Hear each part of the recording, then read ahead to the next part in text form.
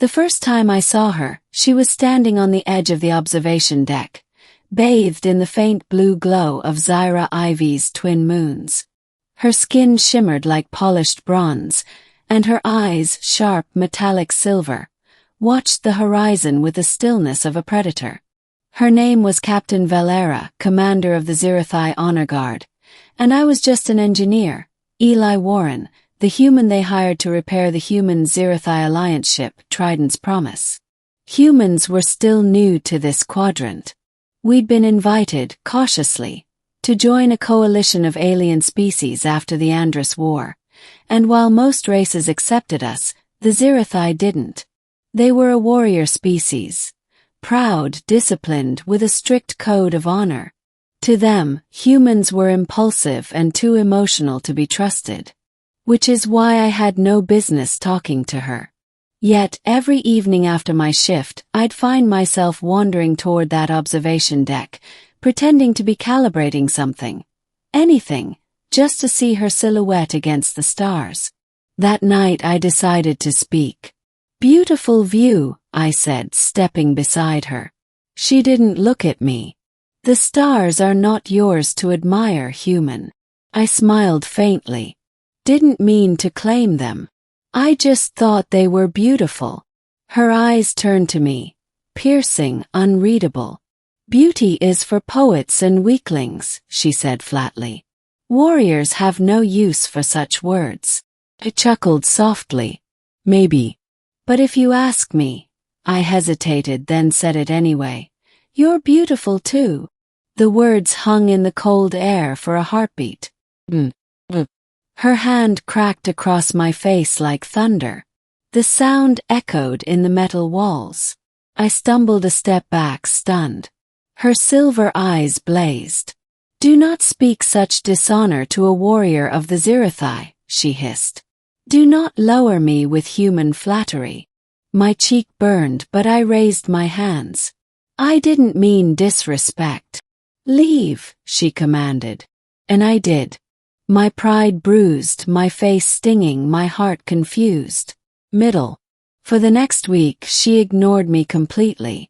When I walked through engineering, she passed without a glance. When I spoke in meetings, she didn't even acknowledge my existence. Still, I couldn't stop thinking about that moment. I wasn't angry, not really. More curious. Why would a simple compliment enrage her like that? I found my answer in the ship's cultural database. Zirathai women were raised in warrior clans, trained from childhood to reject personal attachment. To call a Zirathai woman beautiful wasn't a compliment. It was an insult, implying vanity and weakness. It could even be taken as a challenge to her honor. And I had blundered right into it. So I decided to make it right.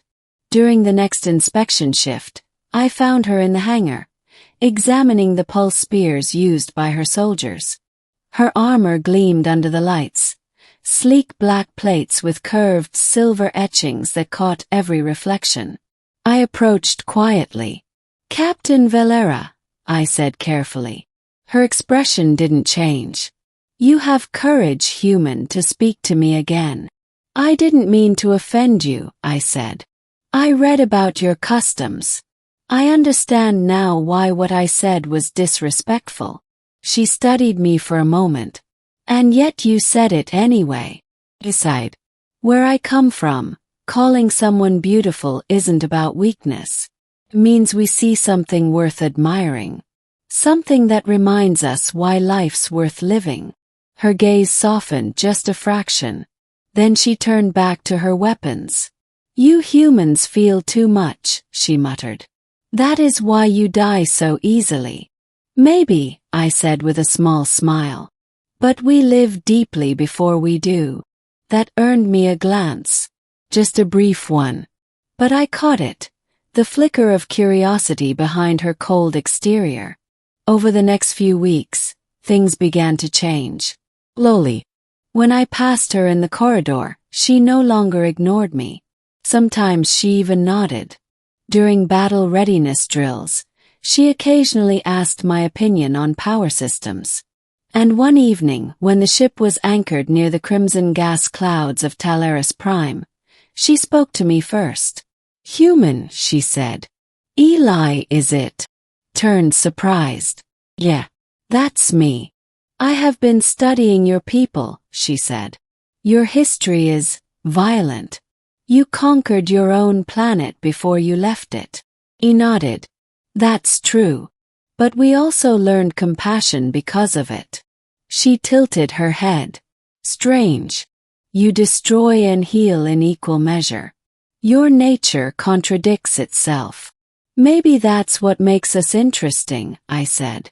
Valera's lips curved. Not quite a smile, but close. "Interesting," she repeated softly, as if testing the word. We began talking more after that. Sometimes late at night we'd stand at the observation deck again, in silence, watching the stars drift by. Other times she'd ask about Earth, about oceans and rain, about what it felt like to hold something fragile without breaking it. Once I told her about music, about how a single melody could make someone cry.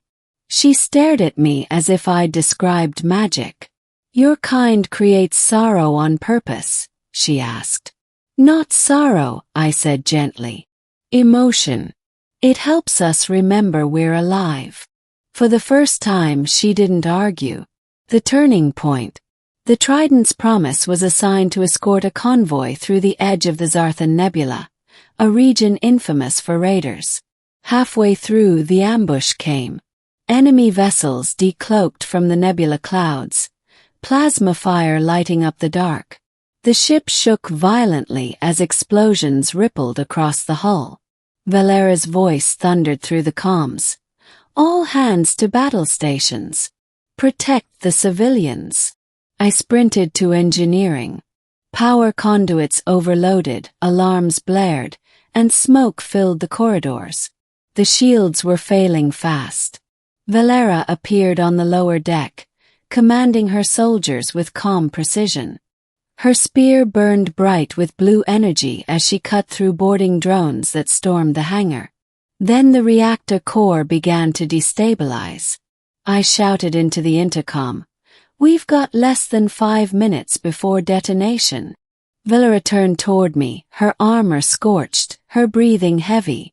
"Can you stop it?" "Maybe," I yelled. "But someone needs to manually reroute the coolant valves. They're in the lower maintenance bay, flooded with plasma radiation." She didn't hesitate. "I'll go." "No, you won't." Snap. "That much radiation will kill you in seconds." Her silver eyes burned fiercely. "Then I will die protecting my crew. That is my duty." Before she could move, I grabbed her wrist. "And what if I said it's mine?" She froze. Without waiting for an answer, I dove into the maintenance hatch. The heat was unbearable. Alarms screamed, red light flashing. I could feel the radiation burning through my suit as I forced the valves open. Through the comm I heard her shouting, "Eli, get out of there. That's an order." I gritted my teeth. "Sorry, Captain. I don't take orders well." The reactor stabilized. Power levels dropped back to normal. I slumped to the floor, my vision blurring. My chest burned. The last thing I heard before I passed out was her voice, shaking for the first time. "Human, stay with me." Ending. I woke up 3 days later in the medbay. My body felt heavy, my veins laced with biogel and IVs. Valera was sitting beside me, still in her armor, though her helmet rested on her lap. "You are alive," she said softly. "Barely," I croaked. "Guess I'm not great at following safety protocols."